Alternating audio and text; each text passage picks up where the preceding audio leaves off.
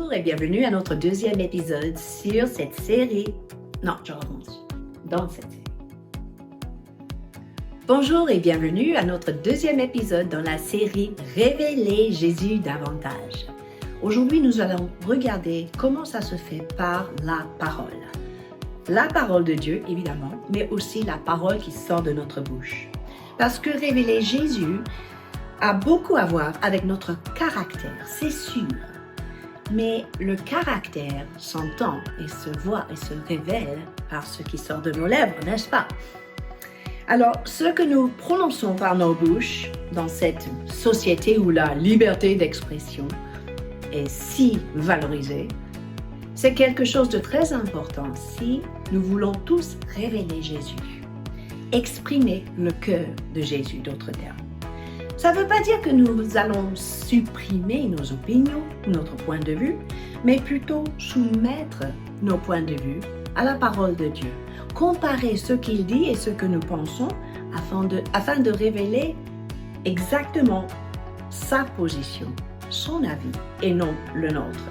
Je crois que ce qui est important pour nous de cultiver, c'est trois aspects. La connaissance de la parole, l'adhérence à la parole et la pratique de la parole.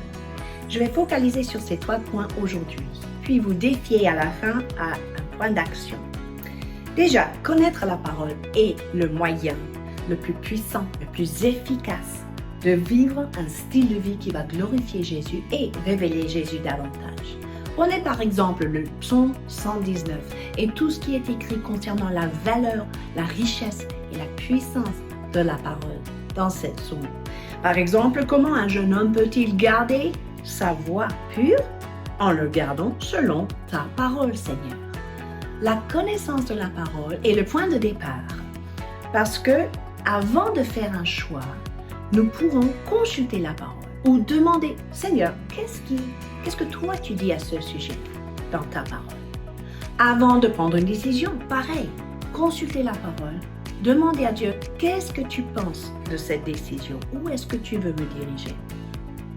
Avant d'entreprendre un nouveau projet, même professionnellement, je dirais, consulter la parole, connaître la parole, demander à Dieu, qu'est-ce que tu as à me dire à ce sujet? Et puis avant de poursuivre même une nouvelle relation, consulter la parole de Dieu, connaître ce qui est écrit et poser la question au Seigneur. Qu'est-ce que tu as à me montrer dans ta parole par rapport à cette relation? Ça va nous éviter de faire des erreurs et ça va nous permettre de révéler davantage le cœur de Jésus pour nous-mêmes et pour notre entourage. Deuxième point, adhérer à la parole de Dieu. Ceci est différent que la simple mémorisation des Écritures. C'est là que je prends ma perspective, mon point de vue, mon opinion et je le compare à ce que Dieu a dit dans sa parole.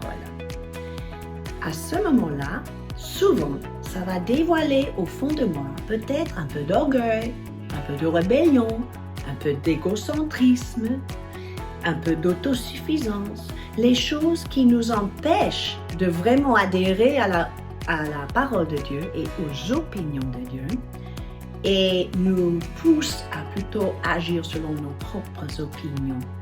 Adhérer à la parole, c'est très important parce que ça va nous permettre de vivre pleinement. Romains chapitre 12 et verset 2. Être renouvelé dans notre intelligence. Et finalement, la mise en action de la parole de Dieu.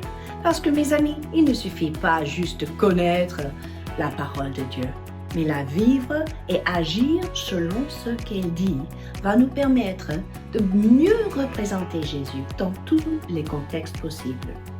Ne soyons pas comme les personnes nommées dans Jacques chapitre 1 versets 22 à 25 qui oublient ce qu'ils ont lu dans la parole et qui ne mettent pas en pratique la parole, mais plutôt des paroles incarnées de Dieu lui-même dans notre style de vie, dans notre réaction, dans nos décisions, dans nos pensées, dans nos actions dans le monde aujourd'hui. Parce que c'est ainsi que Jésus sera révélé davantage. Dites-moi ce que vous vivez et mettez en pratique cette semaine ces trois points. Connaître, adhérer à la parole et la mettre en pratique Et n'oubliez pas de vous inscrire à notre chaîne. J'ai hâte de vous retrouver la semaine prochaine.